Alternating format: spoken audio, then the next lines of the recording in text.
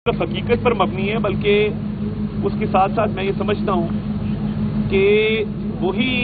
आगे हमारे लिए रास्ता है तरक्की का, खुशहाली का। और मुझे बड़ी खुशी होती है कि जब हम जाते हैं, ईरान जाते हैं, ईरान से कोई वफ्द यहाँ आता है, जो वस्ती एशिया के ममालिक हैं उनके वफूद यहाँ पे आते हैं, सरबराह यहाँ पे आते हैं, तो वो आके हमें कहते हैं कि जी आपका उस सरजमीन से ताल्लुक़ है जिधर अल्लामा इकबाल पैदा हुए। तो हमें बड़ा फ़ख्र होता है कि अल्लामा इकबाल की फ़लसफ़ा, अल्लामा इकबाल की शायरी जो है वो सिर्फ बरसगीर तक महदूद नहीं है, उसको वस्ती एशिया के अंदर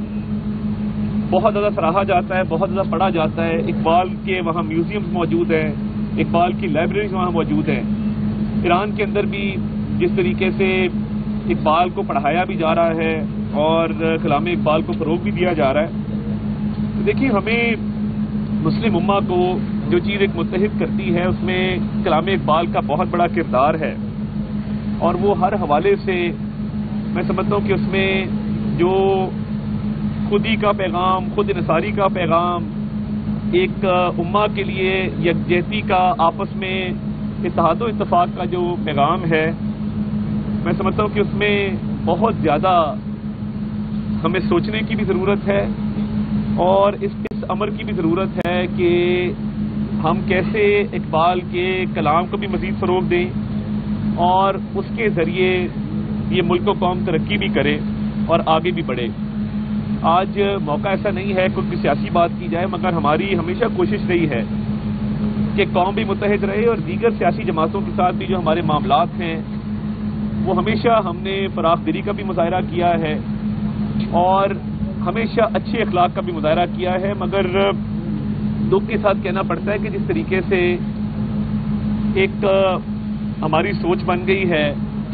और माशरे में एक तकसीम पैदा की गई, माशरे के अंदर नफरतें पैदा की गई, कदूरतें पैदा की गई और भाई को भाई से लड़ाया गया, ये एक सोचा समझा मंसूबा था। और ये मंसूबा उनका था जो अग़यार के ऊपर जिनकी इंसारी थी।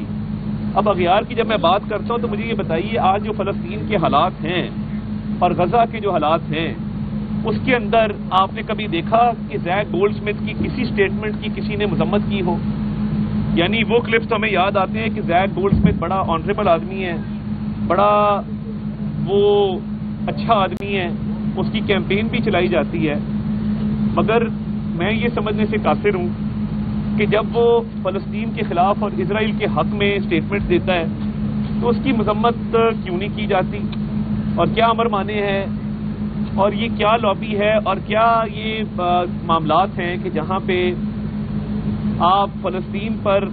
मज़ालिम ढाने वाले, फ़लस्तीन में फंडिंग करने वालों की कैंपेन चलाएं लंदन जाकर और फिर कहें कि ये बहुत अच्छे लोग हैं। ये तो बड़ी, मैं समझता हूँ कि अफसोसनाक सूरत हाल है। और अभी तक किसी ने ज़ैक गोल्डस्मिथ की किसी स्टेटमेंट की ना तो मज़म्मत की और ना उस हवाले से कोई तनकीदी बयान जारी किया। तो देखें, ये कुछ इश्यूज़ हैं जिस पे पूरी कौम को इकट्ठा होना होगा। जो हमारी APC हुई फ़लस्तीन के ऊपर,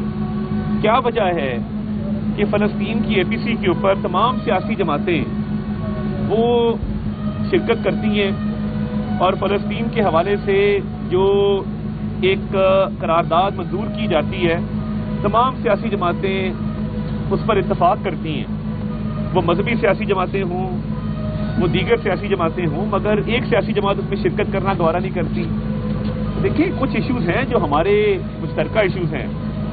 वो कश्मीर हो, वो फ़लस्तीन हो। ये जो उम्मत को इकट्ठा करने की बात है, उम्मत में इत्तेहाद व इत्तेफाक पैदा करने की बात है,